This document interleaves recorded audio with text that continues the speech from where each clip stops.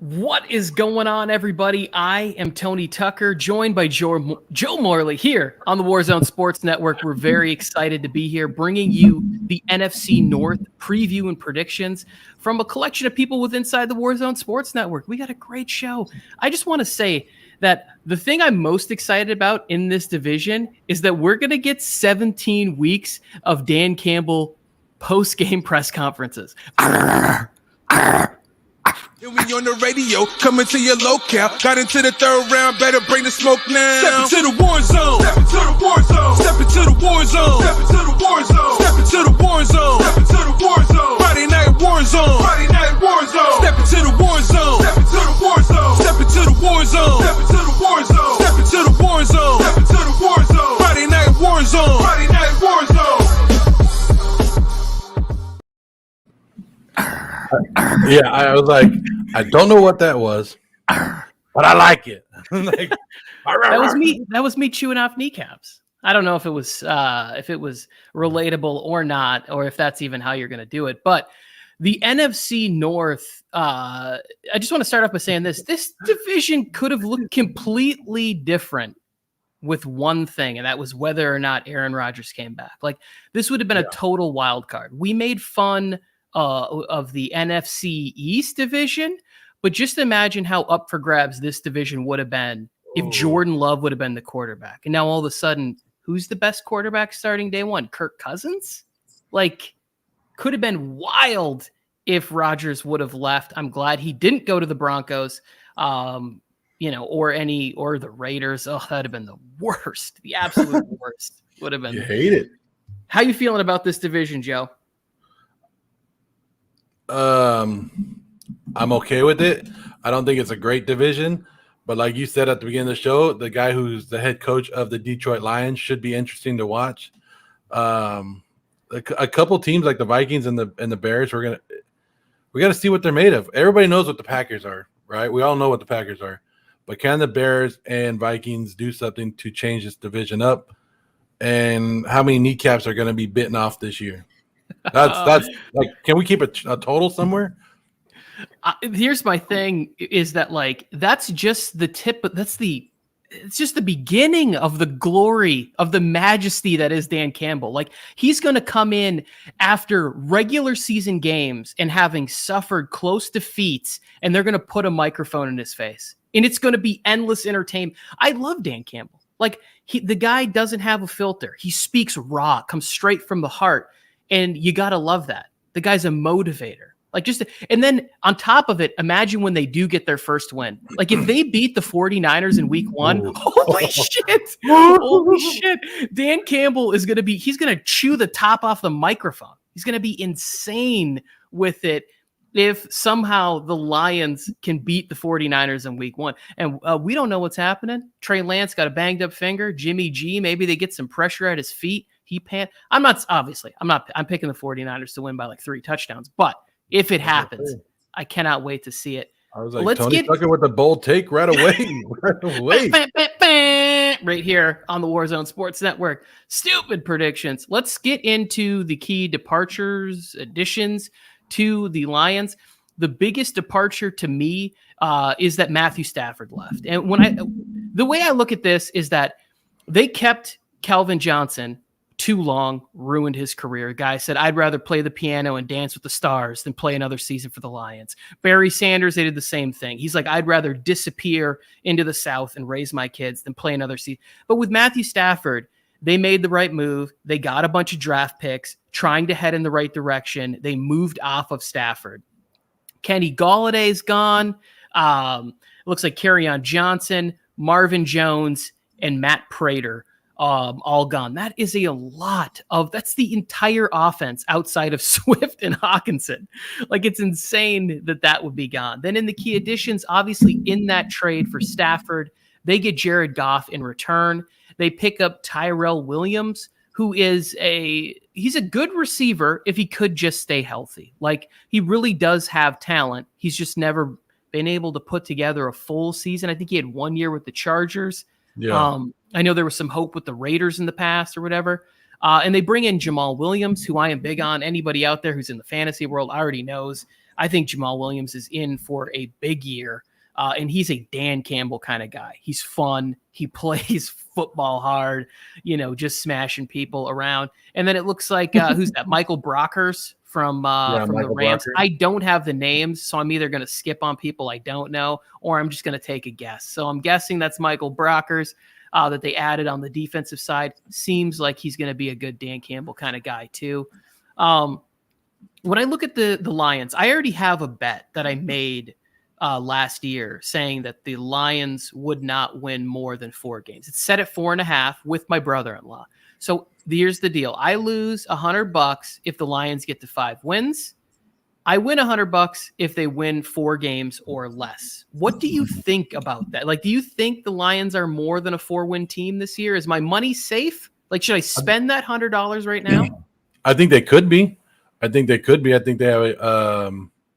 we've already talked about the division. They could take some of these games easily. But I'm going to lean more. I don't want to, because I think they're going to be a little bit underrated. And when I say underrated, it doesn't mean that I think they're going to come out and be a playoff team. I just think they're going to be more competitive than people believe.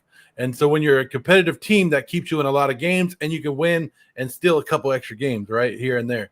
So I think your money's safe, Tony. I think your money is safe, but there could be a couple games where you're gonna be like, biting your nails and stuff. But I think you're all right. But like you said, we just went through the adds and subtractions, and when you take away your star quarterback, and you still added Jared Goff, a Super Bowl caliber quarterback, but he's not a Matthew Stafford. He's not a gunslinger like that. You know what I mean? Yeah, you take away the 2 top receivers and your quarterback, who's at least made 1 or 2 Pro Bowls, I believe. The rookie that's not in the key edition graphic, Amon-Ra St. Brown. There's a lot of excitement over him. I read a quote where Matthew Stafford said that he was really working on a lot of the routes that he was doing with Cooper Kupp. So if he can sort of establish that helps out in the passing game. But the Lions overall, to me, this year it doesn't have a bright outlook. But if you're looking for the future, I talked about what they did with Calvin Johnson and Barry Sanders. To me, they made the smart move in moving away from Matthew Stafford. Because if you can move on from him and you can get pieces to build towards the future, that's the right move. And those are the things they did not do in the past. And I honestly think that's a good one. So if they are at the bottom this year, and then you hit the draft, and I'm hearing some good things, the Spencer Rattlers and a couple of these other young kids that are playing quarterback.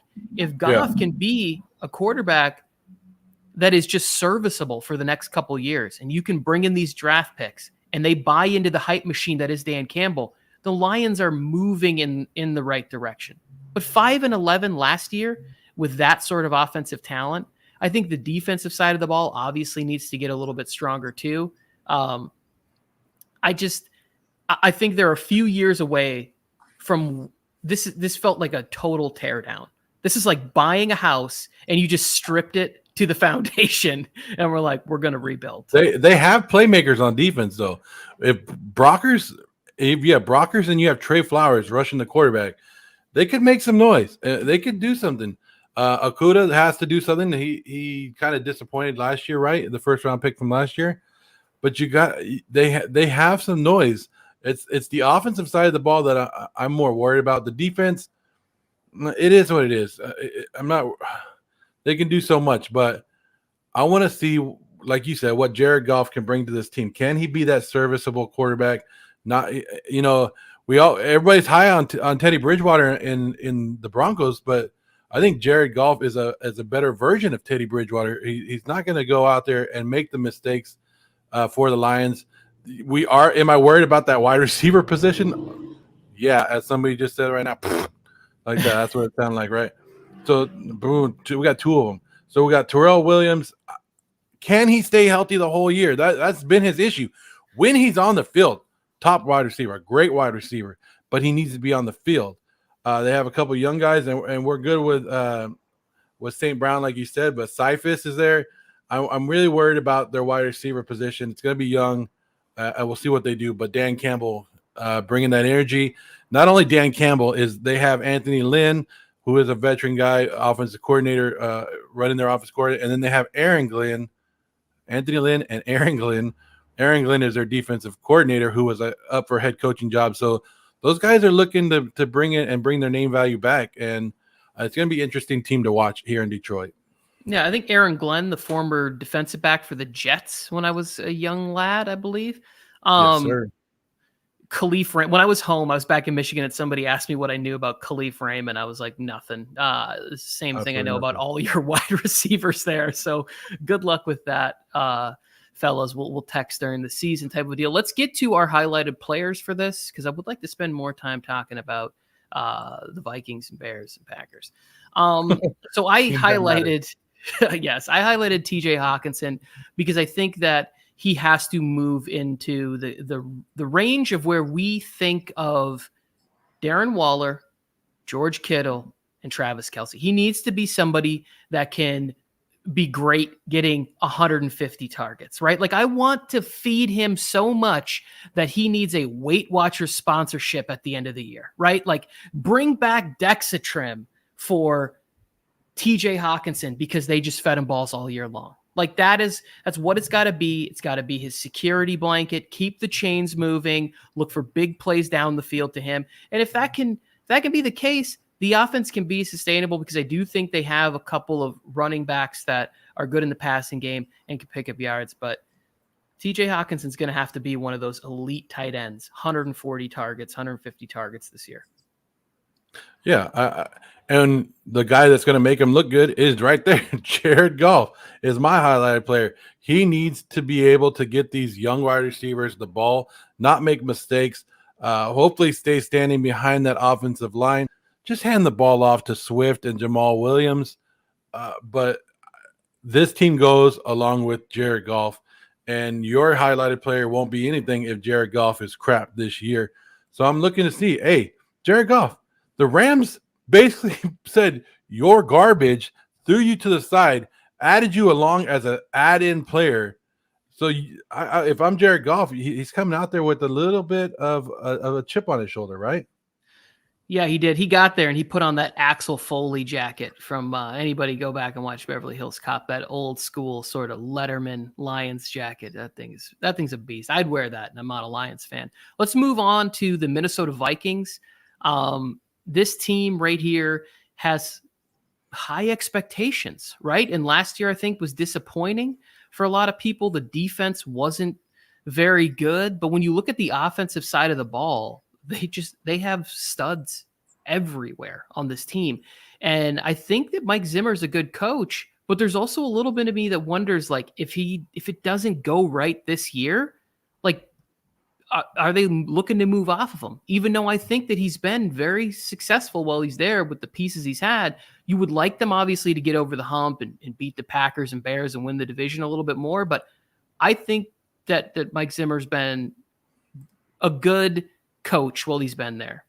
Could be a great coach. I don't know. Like, the Vikings to me it's tricky. Like, I had a really hard time. What's up, Robson? Alex Robson in the house. New college football show here. The college football roundup with him. I think it's every Wednesday it's going to be. So if you're a college football fan, be sure to subscribe and check in on that show. Chime in. The Vikings were the toughest team for me to rank, basically, is what I'm saying. What do you think about the Minnesota Vikings this year? Well, I think the same way with you is, like, if they start off slow like they did last year, what was it, like 0-5 that they started last year? Yeah, and everybody had them ranked high. They have the talent here in Minnesota. They have talent to be a good team, to hang with the Packers. It's just, can they do it? And is it all on Mike Zimmer? I don't know. But I mean, look, they've been losing coaches too. Most of their coaches are going out and now becoming head coaches. So that could have a factor too. But the offense, when you have Justin Jefferson, Adam Thielen, and Cook, I don't care what you think about Kirk Cousins. Kirk Cousins is a viable quarterback who gets the job done. I like that. You know what I mean? You like that, Tony? You like that? You know, I was going to bring that up. We forgot the highlighted players, but I have something else to say about Kirk Cousins in a second. If we can get that graphic up. They also We're not going to do highlighter. We're going to go to Or the key. Yes, this one, the key departures. new man on the Minnesota Vikings. That's right, Lizzo in the house. You threw me off with the Lizzo song. You just crushed it right there. They did. The injury to Irv Smith Jr., I think, really hurts this team. And then, as you can see there in the edition graphic, that is quick work, Joe. Already Chris Herndon updated on there. The departures, Kyle Rudolph, I don't know the... Riley Reef. Yes. Thank you. And I don't know the guy at the end either. I forget who that is, too, and I don't really care because it's the Minnesota Vikings. The additions, Patrick Peterson, I think, is a huge addition for them. You bring in somebody that still has some good football left in him. And then who's that? That's Sheldon Richardson is coming back to the Vikings. He's played for them before. After he went to the Vikings, I think he went to Seattle, went to the Browns last year. He's coming back as a defensive tackle for the Vikings. Nice addition there. And then D.D. Westbrook, it looks like, yes, from the D.D. Westbrook. And we already talked about Herndon there. There was, I think, Conklin is the backup tight end. Some people were talking about. I only heard for fantasy purposes. I don't really know what sort of value he adds. Is he a blocker? Is he a good pass catcher? Whatever the situation is there. But so before, when we had talked about, like, I always say the same thing I say about Derek Carr, is that at some point Kirk Cousins has to join that next. He can't just be middling of the road. It can't just be like Kirk Cousins fine. Like, he won his first primetime game last year. That can't be the case. Like, he has to join that top 7 or 8 quarterbacks for the Vikings to take that next step. And it should be pretty doable with Thielen and Jefferson and Delvin Cook coming out of the backfield. Like, it should be an achievable goal for Kirk Cousins to join the top 8 quarterbacks in the NFL and a team and a guy that's getting his team to the playoffs, putting them over the top every year. Because if you take Kirk Cousins out and put somebody else in, the team is probably still middling a little bit. You take Aaron Rodgers off the Packers, and now all of a sudden the Packers are, way, way worse. So it needs to enter that realm. When you talk about Cousins, it needs to go to that next level. Yeah, and they did draft a quarterback in Kellen Mond, who is not ready yet. So Kirk Cousins better be ready for this whole full season. But like you said, the offense looks good. They brought in some guys on the defense, and they're not really on the graphic, but Dalvin Thompson, the defensive tackle, came from New York Giants over. They brought in Xavier Woods, the free safety from Dallas. Breeland, a cornerback from Kansas City last year. So they're making. I didn't make the graphics because I put on there like top guys, right? Like guys that stepped out. These guys are like quiet, good additions that could help the team out and make a big difference.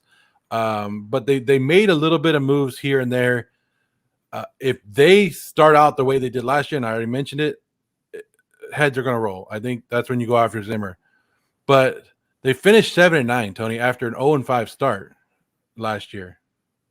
So I believe the Vikings, and I'm kind of a little bit higher on the Vikings. I actually thought the Vikings were going to compete with the Packers a little bit more last year. I still do. I still believe in the Vikings just a little bit more this year.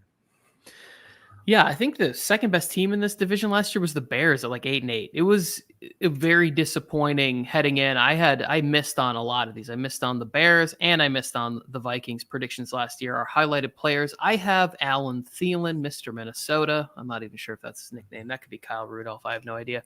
Adam Thielen needs to still have enough left in the tank to allow Justin Jefferson to still see some single team. Like if Thielen can still show off the speed and they can't just sort of give the DeAndre Hopkins treatment, where it's like you see Justin Jefferson and then there's always 3 players in his vicinity.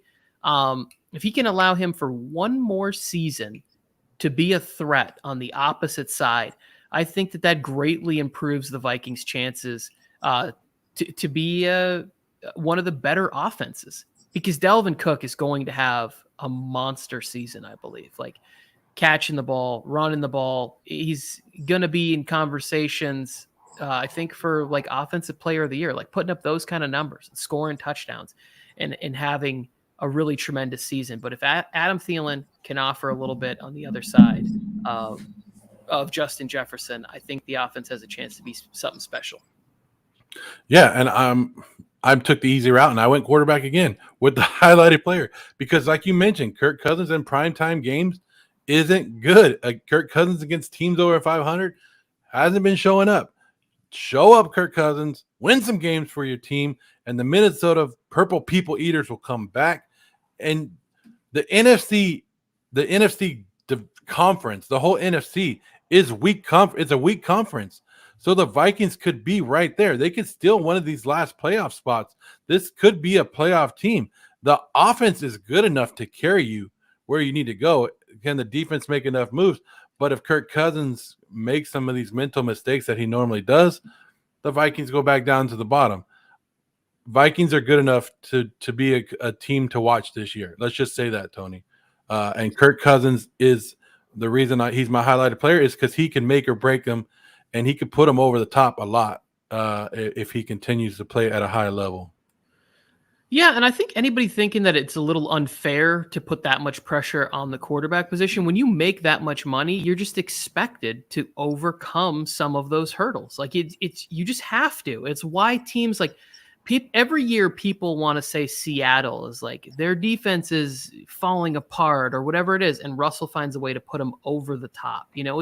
I have the same expectations for Matt Stafford this year with the Rams. He needs to be able to put his team over the top in close games. That's why they got him there. When that defense, has a bad game or there's injuries, Kirk Cousins needs to be that same piece. He needs to be that quarterback that's the difference maker in some of those tight football games where he doesn't make the extra mistake and he does make the big play, the big throw, the smart decision, the throwaway, whatever it is that does move them,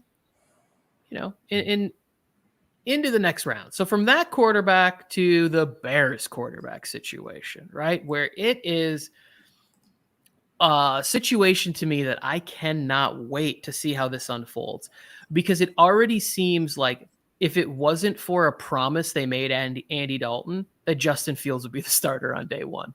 Well, yeah. And that's what people don't understand. They promised Andy Dalton when he signed, he would be the starter week 1. And people were like, whoa.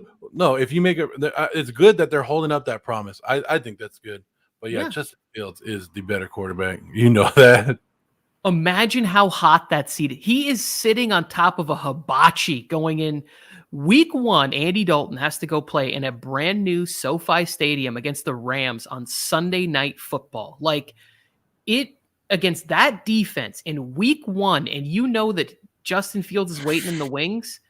I want Andy Dalton to have a little bit of a run. I don't want to see him the whole year, but I'd like to see Andy Dalton have a nice little run there. As you can see, I flipped them. My bad. I apologize. Key departures are on the top, and I put Andy Dalton and 39-year-old Jason Peters as the offensive tackle. If that's your key addition, ouch. They did lose Kyle Fuller and my guy Mitch Trubisky. Yep. So I'm sorry about that. They should be flipped, but it's all good. Yeah, it's all good. We forgive you. We'll take it off since it is an error and there's not that much on there. I would say the biggest addition is that the Bears finally got a quarterback, and that's what everybody's going to be waiting for. They want to see this offense really explode, and I think that the offense can take that next step with Justin Fields. Obviously, there's going to be growing pains, but being able to use a tight end like Cole Kmet, and they still have Jimmy Graham there, excuse me. And then you have Allen Robinson and Darnell Mooney, who's somebody that I love for fantasy purposes, but even more just for football, how fast he is and how he can stretch the field. And Mooney said in one of the training camp clips that I saw that he's ready to show off his ability to run routes. And it's like, oh, so he doesn't want to just be a guy that's a burner. He believes he can do it all. And if you can add 2 wide receivers that are of upper echelon, Justin Fields throws an amazing deep ball. I really believe that Nagy is like, okay, did I get my Patrick Mahomes? Like he was in Kansas City. He saw that unfold with Alex Smith and Patty. And he wants the opportunity to have that same thing happen for him. So Well, here's the thing I get about the Bears, and I think it's wrong, Tony. I think it's wrong. Is they believe that they are in the same. They believe they're in the same position that the Buccaneers were in last year. That it's all Mitchell Trubisky's fault. It was all Winston's fault. It's all Mitchell Trubisky's fault. So if they brought in a quarterback, it changes this whole team up, and that's what I get from Chicago. When they drafted Justin Fields, everybody lost their mind, and now they we finally got a quarterback. I don't think they're that close. I'm not saying that they are Tampa Bay. Tampa Bay was a damn good team and a solid team, and they brought in a quarterback. And you can put all the blame on Winston that you want, but Winston is now a starting quarterback again, which I believe Mitchell Trubisky will be a starting quarterback again in the league. I think they put too much blame on Mitchell Trubisky last year. They had a lot of injuries. We'll see if Tariq Cohen comes back this year, how David Montgomery's going to do. And like you said, with Mooney moving into the starting spot, we'll find out. Andy Dalton is serviceable, but he's not going to be the quarterback for long. They have Jimmy G, but I think Cole Kmet is the better tight end there. But we can get into the highlight players. But I'm just saying the Bears were more than a quarterback away last year. And my thought. Go ahead. I want to push back on the Mitch. We can put up the highlighted players graphic, but I just want to push back. Mitch Trubisky is not going to be a starter. I can't see another team committing anything to him. He could be a starter in case of emergency, like he can be a very good backup. I can't see anybody committing to him long term. I don't think we're going to see a Ryan Tannehill situation with Mitch Trubisky where he finds his way to playing time and a contract extension where they're like, you're the guy for the future. What was it all Mitch Trubisky's fault last year for the Bears? No, I'm not saying that either. I'm just saying there's a difference between his arm strength and ability, and hopefully it never happens for my team that I cheer for. I picked Khalil Mack as my highlighted player. And Joe can probably speak to this better than me, but there was rumors that the Raiders were interested in bringing him back. I think that there's still a little bit left.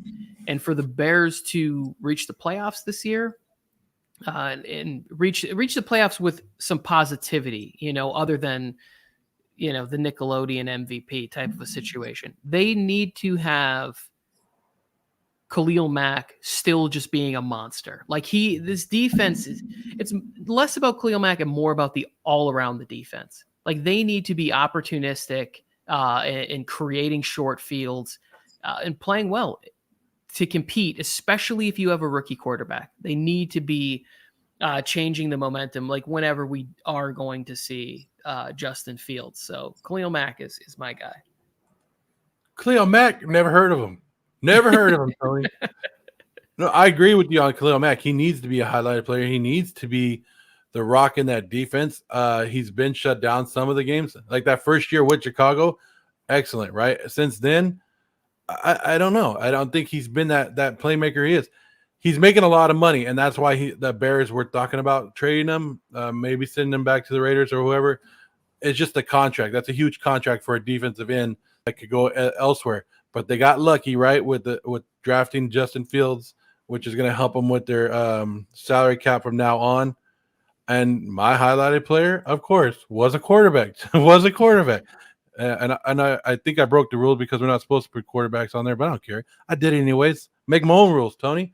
But Justin Fields is the backup quarterback for the Chicago Bears right now. And how much longer? That's what we're wondering, right? We got to wonder how long after week 1 will it take for Justin Fields to see the field, and how many turnovers is he going to make? Is he going to make what's that rookie learning curve going to be for him? And say what you want about this division. I mean, going against Aaron Rodgers 2 games, it's going to be very tough for him too. But I like what I saw from Justin Fields this preseason. I've been a big supporter of him. I said Justin Fields was the best quarterback to come out of this draft this year, even better than Trevor Lawrence. And I know that you have something else to say about that. But Justin Fields is going to make or break the Chicago Bears this year, and I believe he needs to be on the field faster rather than later. So I would have personally taken Trevor Lawrence, and I would have gone Justin Fields at number 2. Like that was the order of the quarterbacks. And it's not like it was, the Grand Canyon of disparity between the two players. Like, I really like Justin Fields, and I'm very excited for the Bears. Like, he's going to break every single record, which really isn't like a monumental task when you look at the history of the Bears at quarterback. So it should be good. I hope it's sooner rather than later, just for the entertainment purposes of the thing. And then Andy Dalton is somebody that I think is a good, smart veteran that can be there on the clipboard and tablet, whatever it is, for Justin Fields in the proper amount of growth. And the quarterback that stole all the headlines this offseason is Aaron Rodgers and the Green Bay Packers. And let's talk about them right now, because this Packers team was extremely close to moving on to Jordan Love. And it seemed like Aaron Rodgers was ready to kind of be like a little bit of a diva, and I'm not sure if I want to be here. You know, like, I'm going to host Jeopardy. I'm going to grow my hair out and play the ukulele. Like, but he's back. He's the MVP. He's one of the best people to ever spin a football in the NFL. They got their guy back. Let's look at the key departures and additions. Corey Linsley heads to the Los Angeles Chargers. Jamal Williams to the Lions. And I love that you put key additions in here of Aaron Rodgers, because really there was a long time when the speculation was he's going to Denver, he's going to the Raiders, he's going to Washington, he was going all over the place. And then he made his demands when he finally did come back and say, I want my boy Randall Cobb back. Like, bring me back Mr. Cobb. Corn on the Randall Cobb here. And he got his way. I think that maybe he brings the whole band back at some point. You know, maybe he brings Jordy back as a wide receivers coach, and Clay Matthews leads the hair metal band, air band competition they have. Who knows if he brings back everybody or not. The Packers, to me, this is still their division. I was on a preview show yesterday where somebody said, I'm getting a feeling from the Green Bay Packers that this is no longer their time, that they are done. And I was like, wait, based on what? They still have a pretty good defense. Like, the defense could get better, right? Like, they didn't, they get Eric Stokes in the first round. Like, the defense could get better, and they still have Aaron Rodgers and Aaron Jones and Corey Dillon. And then they put Amari Rodgers, who was a big time player at Clemson, in the slot. Like, this team is still good. Bob Tonyan, like, they're all, I just don't see a world in which the Green Bay Packers are not atop this division. But I have heard some people coming out. I don't know if they're just trying to like steal headlines or, hey, I was ahead of the curve or whatever. Aaron Rodgers is going to be fine, I believe. And I think this Packers team is going to win. Maybe he's not MVP again, but this Packers team is still going to be good. No, it's a very good team. Like you said, defensive wise, I don't know why they didn't go out and fix the Kevin King incident. I mean, they did bring in Eric Stokes as their first round pick, so hopefully he'll do something. But Kevin King got burned against Tampa Bay, and that was one of the main issues. But they still got the Smith brothers on defense. I think. I mean, they have one of the best cornerbacks in the game in Jair Alexander. I think they have enough. And like you said, that offense, you got Tonyan, you got Adams, you got the no-name wide receivers that people always talk crap about in Randall Cobb, Lazard, Marquez, Valdez, Scantley. Those guys, no matter what you think about them, Aaron Rodgers makes them look good. Aaron Rodgers, as long as you got Aaron Rodgers standing back there, you're competing for a championship. You're getting there. Has it been 2 years in a row that they've been to the championship, right? Yep. 2 years. And did they add anything? No. Did they take away anything major? No. So they're the same team. So how can we say they got better or they got worse? They're staying the course. I don't know, Tony. People like to hate on them. I actually think, and you love Jamal Williams, but I think A.J. Dillon is an upgrade. Getting A.J. Dillon last year was stupid in the first round, but now that they have him, you have to play him. And now that they're going to commit to him a little bit more, I'm excited to see what A.J. Dillon does. And I think he actually makes this offense a little bit better. But I think he'll be great in the red zone, and he'll get those tough yards that they need. I definitely think he adds a dimension to the team that's great, right? Like, inside the 20, like picking up first downs. I think it's right there. Too No, we early. can go to the highlight. It's all good. Let's go to the highlighted players. I picked Rob Tonyan because of this.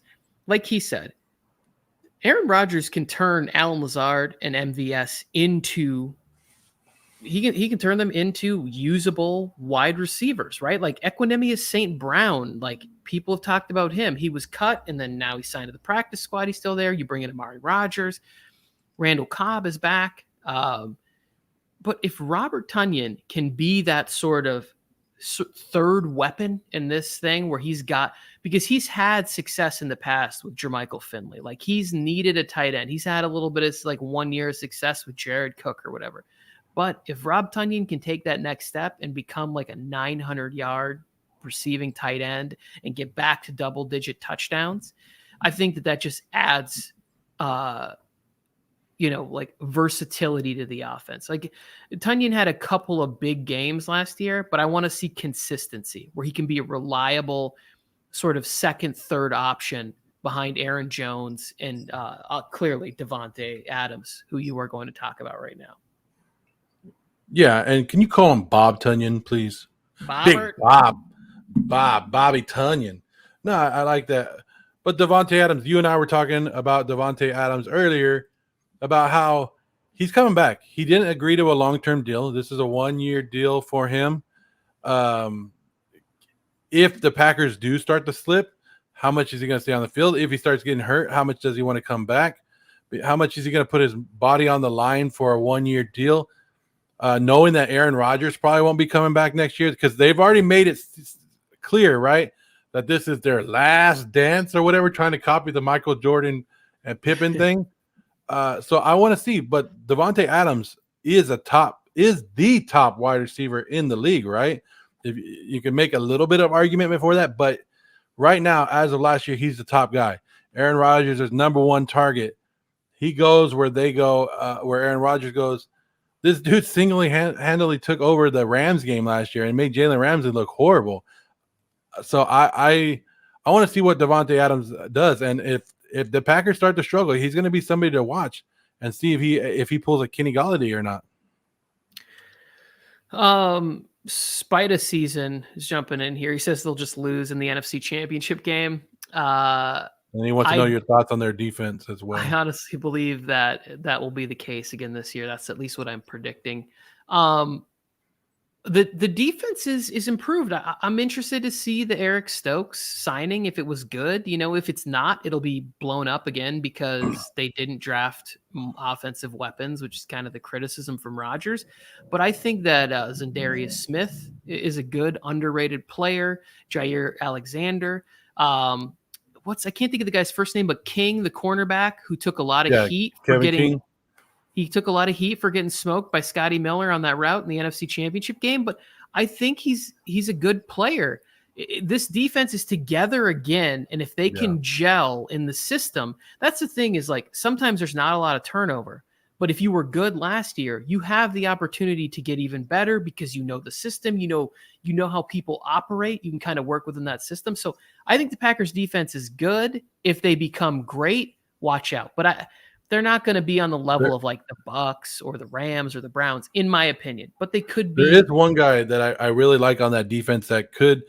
It's an underrated signing. He was signed this year, and it's Devondre Campbell, the linebacker. He played for like the Falcons a couple seasons ago, and then last year I think he played for the Cardinals. But look out for him. He's a playmaker, and like you said, you're already a good team. You add little pieces here and there, and you become great. Is it enough to get it over that hump, Tony? I don't know. I mean, I'm just not betting against the Bucks. I've already decided that I spent 18 years. 15 years rooting against Tom Brady. I'm done. Everything's in just Tom Brady's world, and I'm just dripping in avocados until he retires. Well, we can go right to our predictions, and we can tell you where we think the Packers are going to end up. There's 9 of us that put our predictions in, and here they are. You can see mine right at the beginning: 12-5 for the Packers, 8-9, 5-12, 5-12. So I'm not high on the Bears or Detroit. I'm high on Justin Fields. I just don't see the wins coming for the Bears. But there's mine, Tony.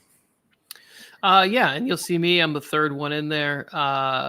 I have the Lions at 4-13. I feel like that's a good estimate on the win total. I could go as high as 6, no more than that. I've seen some places where they're like, Lions ceiling is 8 wins. No, it's not. Look at the schedule. Vikings at 9-8. This I had trouble with the Bears and the Vikings. That's what I was talking about early on in the show. Like, I'm not sure which one of these teams will stay healthy and emerge. I lean towards the Bears because I think that that Justin Fields' ability to run the ball in Chicago when it's windy, when it's cold and snowy, like him just being so dynamic late in the season is going to be good for them. Hopefully Montgomery can continue to build on what he had at the end of last season. And I think with a running quarterback, David Montgomery will be even that much more of a threat. If you have to worry about Justin Fields taking off and, making sure you're minding lanes and all that stuff, it adds a dimension and a little bit more space for Montgomery to work there. And I think the Bears are probably a playoff team this year if they're healthy and Khalil Mack and the defense is together. And then the Packers are 13-4, 12-5. I flip back and forth on what that is. And instead of being, 13-3, I think they've been the last 2 years, I gave them an extra loss instead. And that could be just like, hey, we're resting guys in week 17 because we've already made the playoffs. The team will be very good again. I'm pretty in line with the overall, the average rating, as you can see down here, like the average of what we have here. 2 teams, 8-9. I think one of them emerges to be above 500, Vikings or Bears. I'm not really sure who it is. And then that 12-5 mark feels about right for them. So Spida Season threw up another comment here. I think the Vikings have a chance to win the division over the Packers. Not likely, but I think it could happen. You know what? Yeah, I agree with them, Tony. I kind of do too. I mean, that's why I have them at 9-8, and that's a bit of a disparity when you're looking at it kind of overall or whatever. But it's not really that much of a difference. I mean, it's an injury, like you said, with the Devontae Adams thing, which I think was a great point, Joe. If he's injured, how is he going to push it? And then that adds to Aaron Rodgers being unhappy, rolling his eyes, condescendingly looking at Lazard and Valdez-Scantling and Amari Rodgers and Randall. Like, he's just looking at these guys like, come on, of course they would miss that ball. Of course. So, like, yes, there's a world in which they stay healthy, and there's a world in which they're healthy and Kirk Cousins wins big games, wins primetime games, beats teams with winning records. And I just want to say, like, Alex Robson, he's down here right underneath my predictions. He's the first one on the second row. And he always says that he gives his predictions as the highest, the ceiling that they can go. So his ceiling for the Detroit Lions is 3 wins, Tony. 3 wins. So that's looking good for you. But I just wanted to point that out. And then you had Jay Fly, the last one on the second row, 7 wins for the Detroit Lions. And look, I mean, it looks like he's really high on this division. He likes these guys. So I'm just kind of looking at a couple of these. Nobody really has the second team in this division at double-digit wins besides Jay Fly and yourself. Everybody else is right around the 8-9 win mark. So we're all saying that the Bears and the Vikings are good, a good average team, not a great make or break team, right? Yeah, I think that the Bears are going to have a tough start to the season, but I can see them picking up steam, and I can see the whole team kind of being energized when they decide to go to Justin Fields, and that optimism and what it can bring when you're like, okay, we're here, the future's now, this kid can make all the throws. He's sacrificing his body a little bit in running and making plays.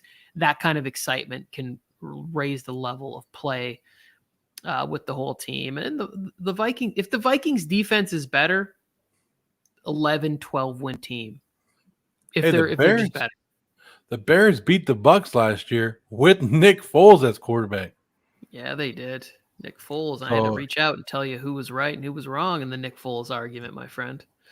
I'm just letting you know. Like you could tell by looking at our predictions. There's 9 of them there. You could tell that a lot of us are iffy about the Vikings and the Bears.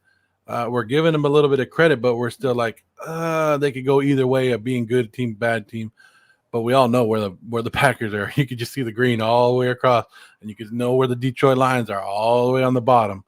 It is what it is, but it feels right. It feels pretty split, like it feels like we're unsure about the middle teams, and we're all pretty sure about the teams on top and bottom of this division. If you are a fan of the NFC North, please hit the comments up, put your predictions in there. If you watch this in retrospect, or just, go ahead and save it. And if we said that your team wasn't going to be very good, feel free to come back and troll us and let us know that we were wrong. We were idiots. We're not going to apologize for it, but we appreciate you coming back to remind us that we're dumb. My wife does it on a daily basis, so it's fine. I'm used to it. Yeah, Dan Campbell leads the Lions to an undefeated season. Come back. Kick our ass. If Dan Campbell leads the Lions to an undefeated season, it will be the greatest year ever for so many reasons.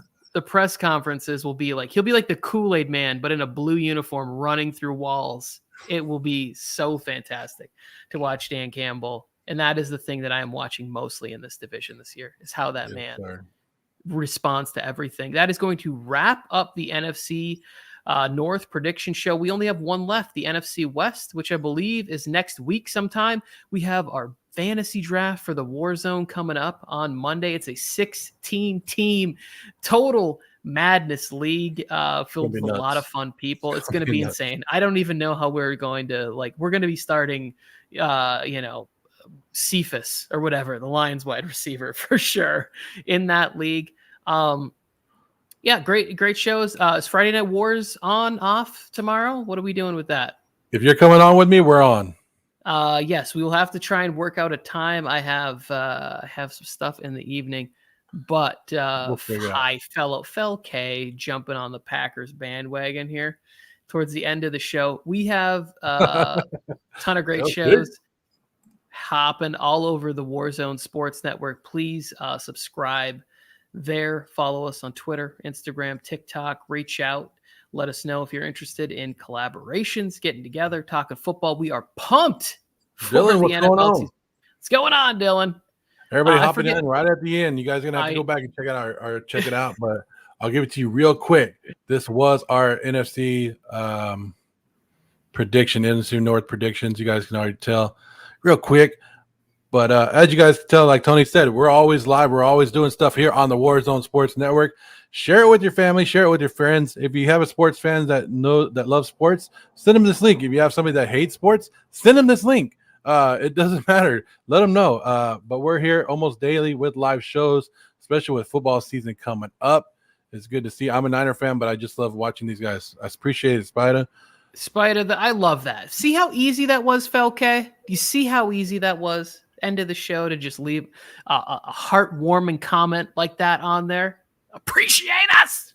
We're going to end with that, with appreciation for the Warzone Sports Network. Thank you, Tony.